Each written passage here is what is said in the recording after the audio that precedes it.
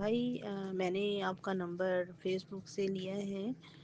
اور کچھ شکایات ہیں اٹک شہر کے جو آئی ایس کا اڈا ہے وہاں پہ کچھ ایسے واقعات جو نظر میں دیکھنے میں آئے ہیں کہ بچیاں ہوتی ہیں اسکول کی ٹیچرز باقیز اور لیڈیز وغیرہ ان کے ساتھ کافی مس بیہیو ہو رہا ہے۔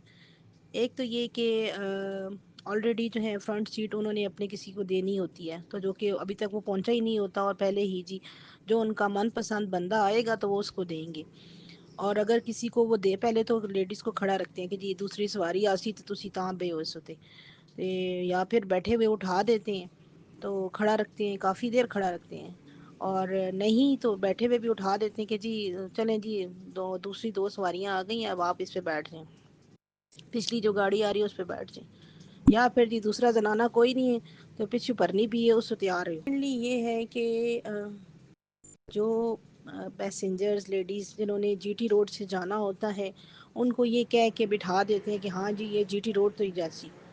جی ٹی روڈ والوں کو کہتے ہیں کہ جی ٹھیک ہے، موٹر وے والوں کہتے ہیں ہاں جی موٹر وے سے جائے گی۔ اب یہ ان کی مرضی ہے کہ وہاں سے نکلنے سے پہلے وہ کیا مشورہ کر لیتے ہیں کہ جی اب یہ جی ٹی روڈ سے جائے گی یا موٹر وے سے جائے گی۔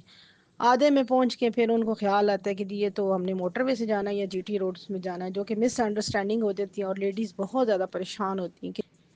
یا جو جی ٹی روڈ والے ہیں ان کو موٹر وے کا بتاتے ہیں۔ تھرڈلی یہ ہے کہ وہاں پہ جو ہے کافی ان کا اخلاق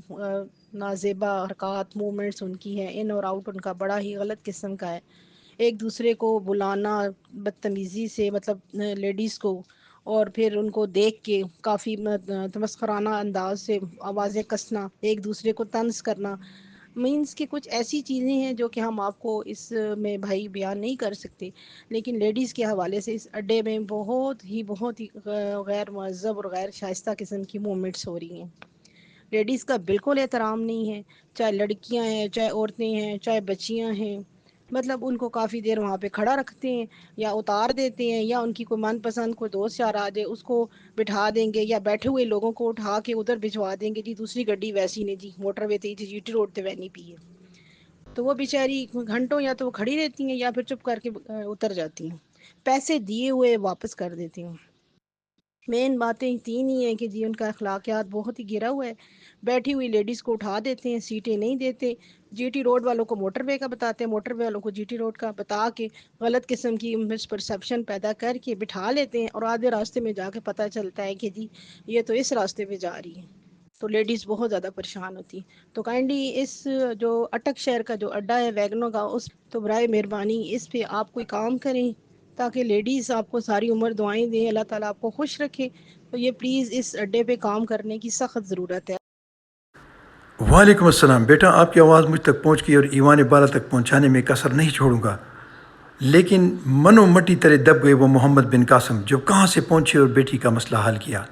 میں متعلقہ ڈی سی اور میونسپل کمیٹی کے افسران سے ریکویسٹ کرتا ہوں کہ محمد بن قاسم بن کر اپنی بیٹیوں کے سروں پہ ہاتھ رکھیں، ان کے مسائل کو حل کرنے کی کوشش کریں، اور اس اڈے پر جتنے کنڈکٹر ڈرائیورز اور اس اڈے کے چلانے والے ٹھیکیدار یا دوسرے لوگ ہیں، آپ لوگوں سے بھی ریکویسٹ کرتا ہوں کہ آپ اٹک کے غیور عوام ہیں،